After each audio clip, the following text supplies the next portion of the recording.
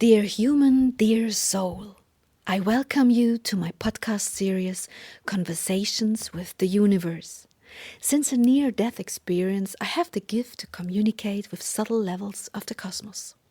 The knowledge from these for us invisible forms of energy I capture in my books, and it is now a great pleasure for me to share this knowledge, these conversations, with you as a supplement to the books. Please excuse me if the terms and articulations are not perfect. Our mother tongue is German, but we try to translate it to the best of our abilities. Thank you. King Salomon would like to talk about personal initiative today. Dear King, dear friend, please begin to tell me, would you like to tell me about this subject?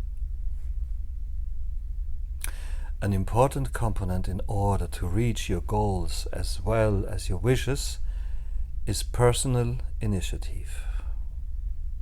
Through the interaction with other people, you will become a being that is constantly engaged in action and reaction.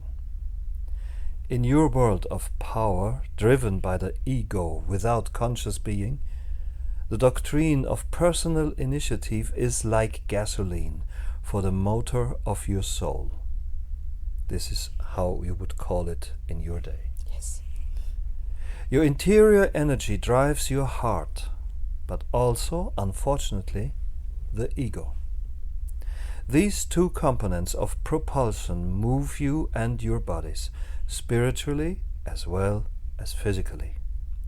This propulsion, never mind where it is coming from, is the key to move forward in your life. To move forward, away from the state of being that you are experiencing now. But the all-propelling, all-changing energy is also the key to your powerlessness. Only your own initiative will allow you, through the action of sending an impulse out from your own inner being, to interrupt the powerless feeling of tumbling to and from between the impulses of the others. Therefore, your own initiative is the key to your destiny. If you are sitting at home, waiting for your life to change, to experience meetings with people that cannot only happen at home, for connections to happen that must, after all, happen through togetherness and not through distance, for communication barriers to be broken down that cannot be broken down at home because they will only begin to disintegrate through connection. All this, and many other examples, will be my call to your very heart that you, on the day that you feel a wish or a goal, may unequivocally take the initiative. Nothing will happen without the impulse of the soul. But if you are unable to perceive these impulses due to too much distance and too many communication barriers, you will be unable to move. Dear King Salomon, but many people may have their reasons to keep their distance from other people, because these bring them so much suffering, much unawareness, and much sadness. What advice do you have for such people? Just as with all the other people, they will need to establish a balance. Whilst a certain amount of distance is very important and correct, communication must be maintained. And communicating just via telephone or SMS, as is the custom with you today, will not provide such interaction. There must always be a degree of energy exchange, however unaware most of you might be of it. I understand. But the risk that they will be disappointed again and meet people that will hurt them again is relatively large, because we are living in a rather unconscious human world, not in a very conscious one. Yes, that may be. But we are talking here about energy patterns, and I'm explaining the connections. If you keep your distance and no longer maintain any communication. You will perhaps experience a kind of life that suits you, but there is the inherent danger that the absence of communication with other people will lead to deterioration of the spirit, and with that also of the soul. You remember the chapter on nourishment for the soul? Yes, I do. Okay. So everyone must decide for himself to what degree he wishes to uphold communication, exchange, and the possibility to send your own impulses or not, right? Right. What if somebody is physically unable to move in the human world in order to meet them and to communicate with them directly? If encounter this problem while being physically disabled, you need to employ other means. Yet it is possible to find those. Your willingness is the key to activate your own initiative. So, if you stay willing, you will always find a way, even with limited physical tools. Can you please explain to me how all this is connected with luck?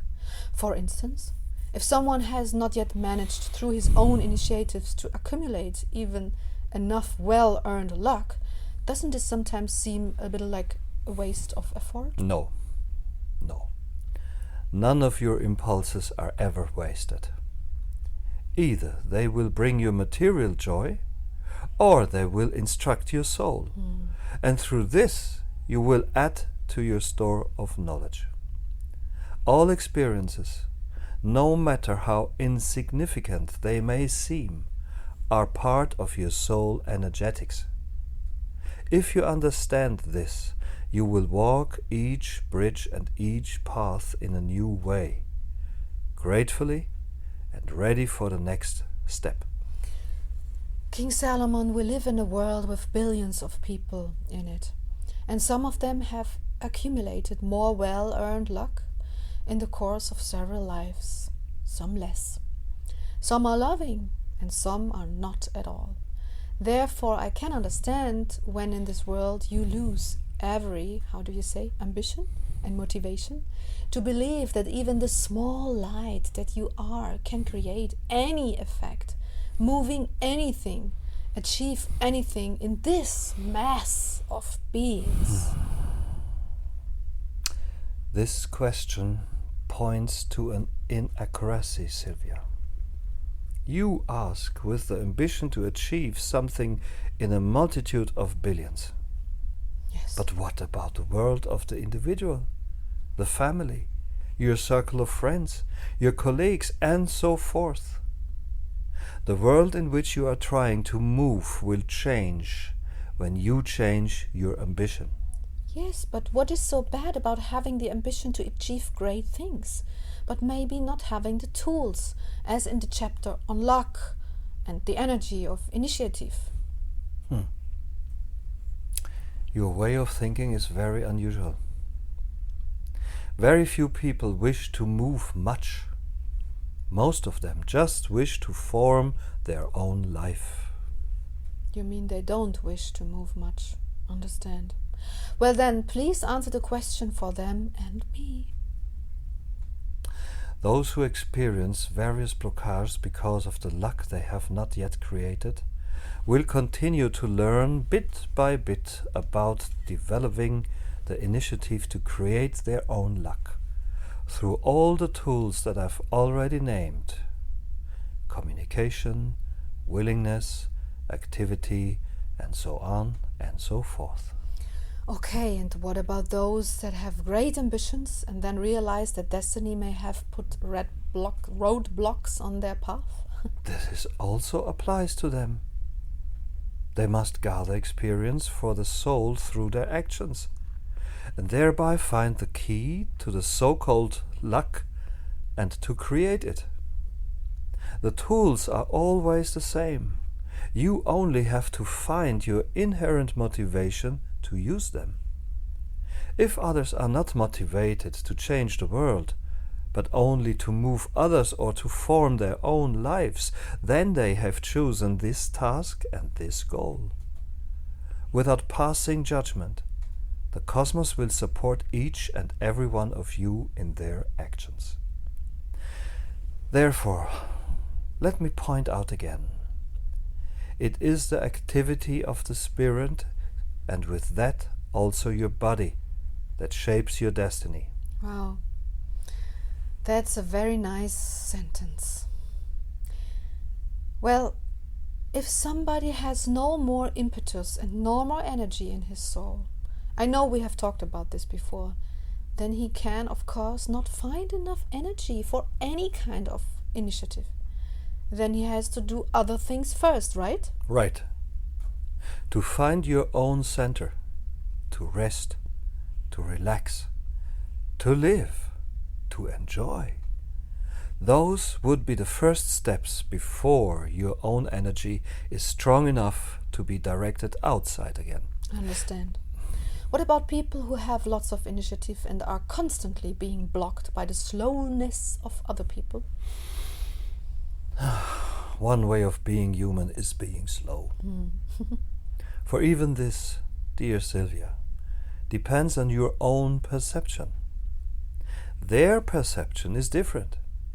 They consider their own speed as just the right one. They perceive your own speed as much too fast at times and feel immediately overwhelmed.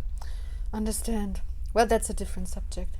But I would still be interested in why they are so slow. I mean, yes, from my perspective, but what about that? They cannot think faster and act faster than they do, Sylvia.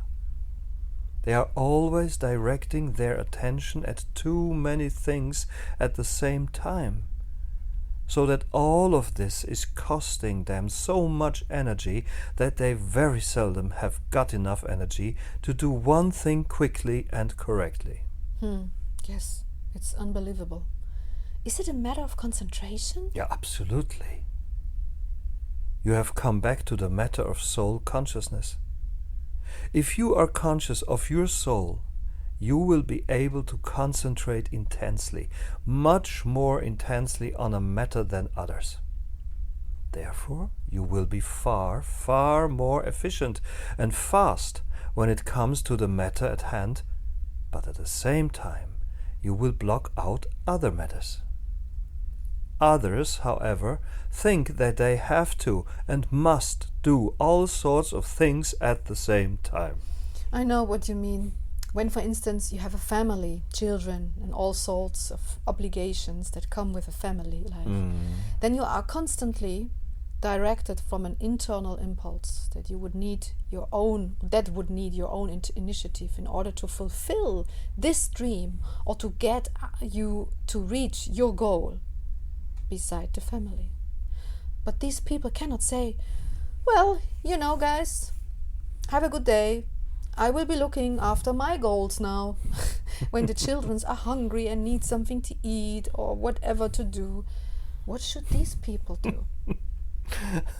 They will seek for, or rather create, these moments in which they will be able to find this concentration after dinner. Quite simply.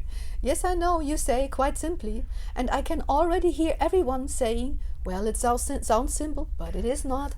Sylvia, you know what I mean. Yes, of course. I'm only telling you what they will think, how they function.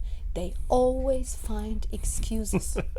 I know. So you are saying that people will always have excuses. But of course, this isn't what's important here, right? Right. Okay, well then, back to initiative. I believe that we have understood now how important it is, where it comes from, what blocks it, and what is connected to it. So then, I thank you very much for this session, and I wish you a wonderful time, whatever time means for you. See you in a bit. Hear you in a bit. Thank you. Love. Thank you, Sylvia. Love.